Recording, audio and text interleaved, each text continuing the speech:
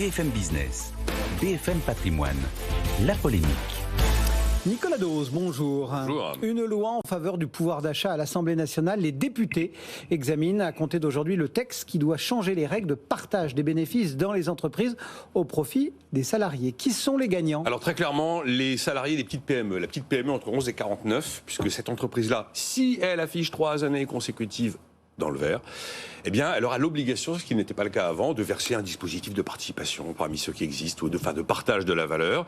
On estime que sur les quelques 150 000 PME de cette taille-là, il y en a 65 000 qui sont dans une dynamique profitable au moins 3 années de suite et que ça devrait profiter à 1,5 million de salariés. Je rappelle que cette disposition est la disposition centrale de l'accord national interprofessionnel. C'est important de rappeler que ça vient quand même des partenaires sociaux, avec la promesse de l'exécutif de le retranscrire texto dans la loi, qui avait été donc signée au mois de février 2023. Le ministère du Travail a essayé de donner des chiffres. Ce qu'on peut espérer en moyenne en prime de partage de la valeur, c'est entre 550 et 620 euros par an. On approche les 2000 euros par an en moyenne, généralement, quand on parle de la participation. Et on est un peu au-dessus, à 2200 euros, 2220 euros, quand on parle de l'intéressement. C'est la principale mesure du texte. L'autre, qui va d'ailleurs donner lieu à débat, c'est de rendre obligatoire un super partage de la valeur s'il y a des profits considérés comme exceptionnels dans les entreprises de plus de 50 salariés. Voilà. Vous l'avez dit, ça va arriver au Parlement et on parle déjà de pas loin de 400 amendements. Qu'est-ce qui peut évoluer? Alors une chose va évoluer, c'est sûr, ça, c'est la date d'entrée en vigueur. C'était prévu pour 2025. Comme il faut 3 années, on se disait, tiens, entre la date de signature de l'accord et 2025, on aura les 3 ans. Ça va être 2024, ça c'est pratiquement acquis. Ensuite, l'histoire de la définition de l'année exceptionnelle. L'accord disait c'est le patron qui décide. Le Conseil d'État a dit non, c'est un accord d'entreprise qui décide. Et puis là, je ne serais pas surpris que les députés s'emparent de ce sujet pour essayer de faire le t-shirt à taille unique qui va déterminer quand est-ce que c'est le risque qui existe. Alors la CPME a émis une nouvelle idée, c'est qu'on décide qu'il y a profit exceptionnel, car il y a eu un événement exceptionnel. Bon, on n'a pas une pandémie tous les ans, enfin un événement exceptionnel qui ferait des profits. En l'occurrence, c'est pas vraiment une pandémie. Après, ce qui peut évoluer, c'est l'histoire de la prime Macron, la prime de partage de la valeur. En théorie, vous la versez une fois par an. Il y a l'idée peut-être de laisser 2 ouvertures à l'année pour pouvoir la verser 2 fois. Alors, est-ce qu'on verserait 2 fois, donc 2 fois plus ? C'est quand même à la discrétion de l'employeur. Et puis alors, évidemment, quand vous avez un texte qui arrive, petit parfum de taxe, donc l'histoire des profits exceptionnels, taxe, l'histoire des dividendes versés par les grands groupes, qui sont généralement des dividendes assez généreux, taxe. Certains voudraient par exemple que la flat tax sur les dividendes des grands groupes, vous imaginez, flat tax sur les dividendes des grands groupes, pour lui mettre 5% de plus. Et puis l'idée aussi qui avait germé à un moment, on en parle un peu moins, d'aller taxer les entreprises qui utilisent leurs profits pour racheter leurs propres actions.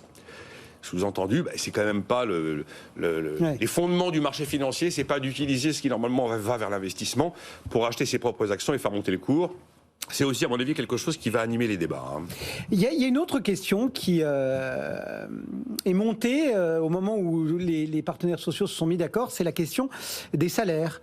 Et certains ont pointé en se disant, finalement, l'employeur, une fois qu'il va avoir versé tout ça, il va se dire, ça y est, moi j'ai déjà donné. Et du coup, il n'augmentera pas les salaires. Alors, est-ce qu'on est en train de jouer les primes contre le salaire? C'est quand même une vraie... Légitimement, on est vraiment en droit de se la poser. Parce que c'est vrai qu'un dispositif de partage de la valeur, c'est pas du salaire. Le salaire, c'est soumis à cotisation. Ce qui est soumis à cotisation, ça ouvre des droits sociaux, et notamment des droits à la retraite, ce qui n'est donc pas le cas de la participation, des primes, des actions gratuites, de l'intéressement. En mars, l'INSEE avait constaté parfois, c'est vrai, un petit effet d'aubaine, considérant notamment, uniquement sur la prime de partage de la valeur, la prime Macron, qu'on pouvait considérer qu'un tiers du montant de cette prime aurait en théorie dû se retrouver plutôt dans la case salaire que dans la case prime. Donc on peut considérer qu'effectivement le risque existe, c'est vrai. Alors premièrement, l'article 1 de l'accord national interprofessionnel dispose et insiste très clairement sur le fait que la base fondamentale de la rémunération du salarié, ça doit rester le salaire. Comme un principe. Encore une fois, vous n'avez pas de choses contraignantes dans tout ça. Après, la loi, elle a été prévue pour rendre tout ça obligatoire pendant 5 ans. Donc, on met en place le dispositif et dans 5 ans, on fait un bilan, on regarde où on en est. Si les effets d'aubaine sont monumentaux, on peut considérer qu'à ce moment-là, il y aura des corrections qui s'imposent.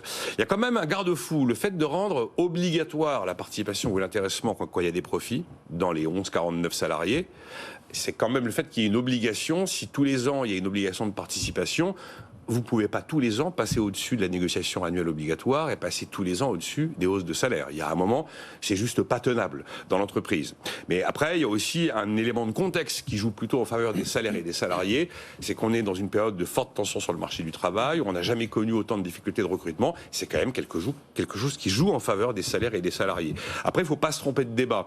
Quand on dit partage de la valeur, ça consiste à partager la création de richesse. Quand on dit hausse de salaire, ça consiste à répartir des gains de productivité. Là, on rentre dans un sujet beaucoup plus économique, mais ce n'est pas le même terrain. Merci beaucoup, Nicolas. Nicolas Dose et la polémique du jour.